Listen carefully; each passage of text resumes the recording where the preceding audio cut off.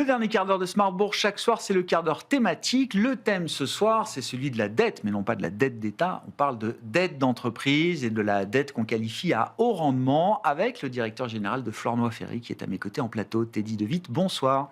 Bonsoir. Merci beaucoup d'être avec nous. Flornoy-Ferry qui est la division gestion d'actifs de Groupe Premium.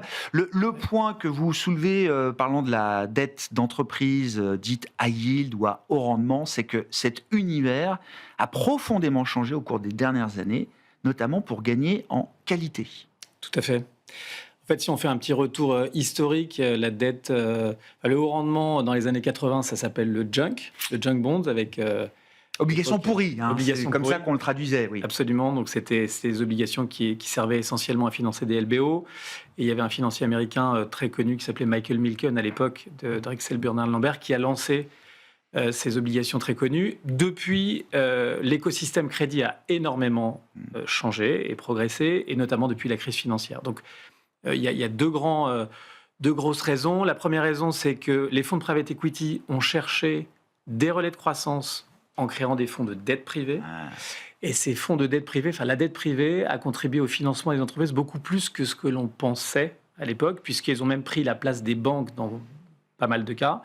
Et en ce qui concerne le haut rendement, on peut dire que ces fonds de dette privée sont venus comme une espèce de sas qualitatif, où ils viennent préempter en amont de ce qu'on appelle le marché primaire l'émission des nouvelles dettes. Exactement. Et ils viennent préempter en fait les noms les moins solides, ceux qui sont les moins matures d'un point de vue cycle de financement, etc. Parce qu'ils leur proposent un deal bilatéral avec un interlocuteur seulement. Alors, c'est pas gratuit. Non. Souvent, les taux sont plus élevés, les conditions sont féroces. C'est à 2 chiffres, généralement. Exactement. C'est souvent à 2 chiffres. C'est même souvent proche au-dessus de 15. En tout cas, pour les plus faibles. Et c'est vrai qu'en bout de course, du coup, sur le marché obligataire, il n'y a plus que des émetteurs à yield plutôt de meilleure qualité. Ouais, je comprends. Et par exemple, si je dois vous donner un chiffre de notation, la notation en 2008 des émetteurs, c'était plutôt triple C. Ah oui. En 2008. Ah oui. Avant 2008 et 2008. Dans l'univers à yield. Dans l'univers à yield. Aujourd'hui, on est sur une moyenne à double Triple C, je dis dans la gradation des qualités, c'est proche du défaut. C'est vraiment C'est très spéculatif. Et aujourd'hui, on est plutôt à double B-, donc c'est 5 marches d'amélioration. Bien sûr. Et quand on regarde le marché du high yield en Europe, c'est à peu près 400 milliards. Il y a 70%, c'est du double B. Donc ça a beaucoup changé. Ça, c'est le premier élément, donc c'est la dette privée qui contribue à préempter et qui est un sas un peu de qualité. La deuxième chose, c'est les banques centrales. Et oui, parce que depuis la crise financière, le gros risque principal, on va dire, pour le high yield, c'est le défaut.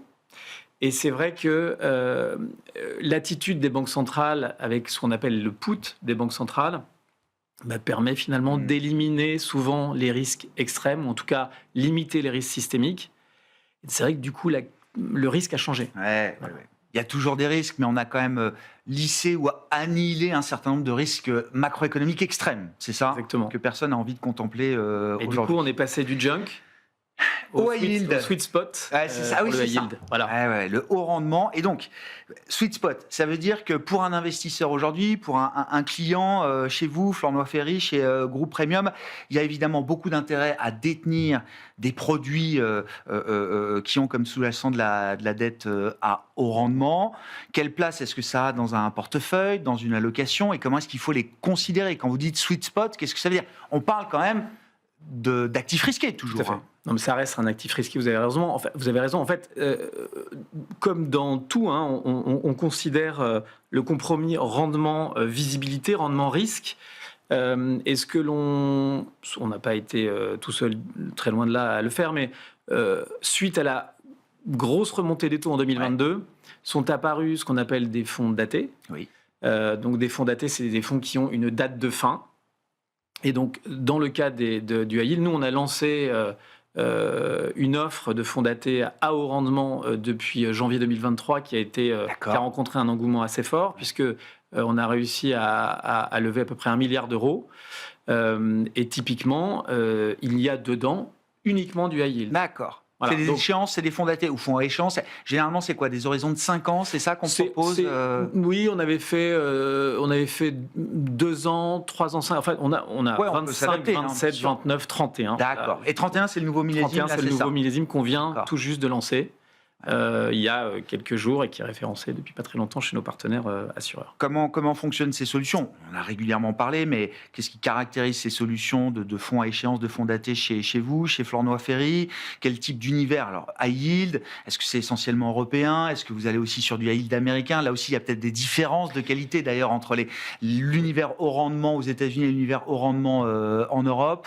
Vous avez Qu'est-ce qui vous intéresse là? Alors, on ne voulait pas nous mélanger et empiler les risques, donc on reste sur du high yield européen. Ouais. Et comme chez nous, comme chez d'autres, on a tout simplement un portefeuille d'obligations high yield diversifié que l'on sélectionne dès le début avec évidemment des analystes, des gérants analystes. Donc le principe, c'est d'acheter des obligations qui ont à peu près toute la même maturité, qui est autour de la maturité du fonds. Ouais. Et puis, s'il n'y a pas de défaut, tous les coupons qui sont payés pendant cette période, et s'il n'y a pas de défaut, le principal est remboursé, c'est capitalisé, c'est remboursé à la fin. Ouais.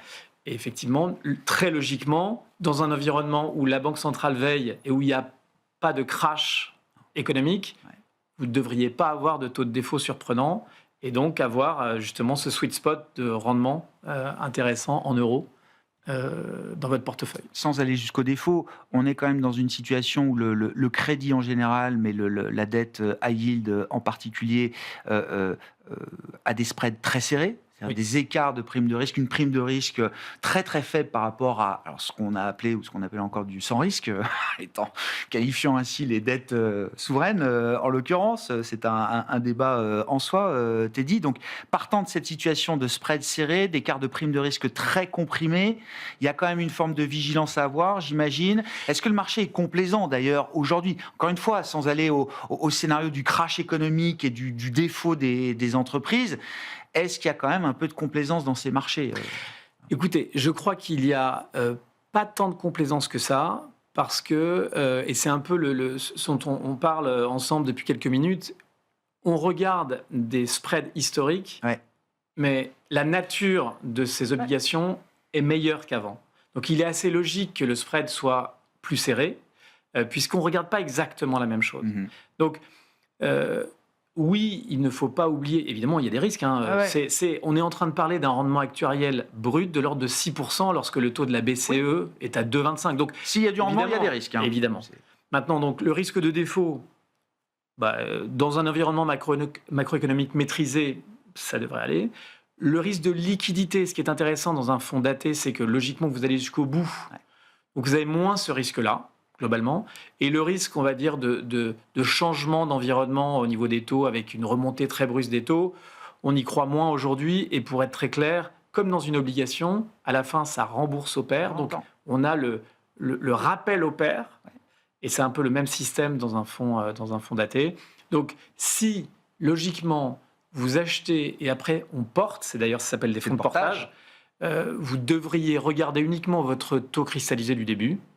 Et s'il n'y a pas de défaut ou pas de grosse surprise, c'est ce que vous aurez. Et alors, ça donne quel type d'espérance là pour un fonds? Donc là, on est 2031 par exemple. On est aux alentours de 6% brut en ce moment sur un 2031, comme sur un 2029 d'ailleurs à peu près. Donc ça reste quelque chose de très intéressant en rendement risque. On est sur des volatilités qui restent faibles par rapport aux actions par exemple. Donc le rendement, c'est bien, mais le haut rendement, c'est mieux. Ouais. Est-ce qu'il y a... Oui, j'allais dire, est-ce que le marché primaire est dynamique de ce point de vue-là? Est-ce que ça vous aide? Est-ce que le marché primaire est important, justement, pour ce genre de stratégie? Et est-ce qu'il y a des secteurs ou des profils d'émetteurs que vous avez envie de privilégier aujourd'hui? Alors, c'est une très bonne question. En fait, le marché est ultra dynamique. C'est-à-dire que, pour vous donner un peu une idée dans les grands ensembles, il y a 400 milliards sur le high yield européen, il y a eu 3,4 milliards de collecte en fait sur ce type de fonds depuis le début de l'année. Donc, lorsque, par exemple, prenons l'exemple de la défense, puisqu'en ce moment, la défense est revenue dans les grâces, y compris des portefeuilles qui avaient une grosse dimension ESG, puisqu'il faut bien se défendre.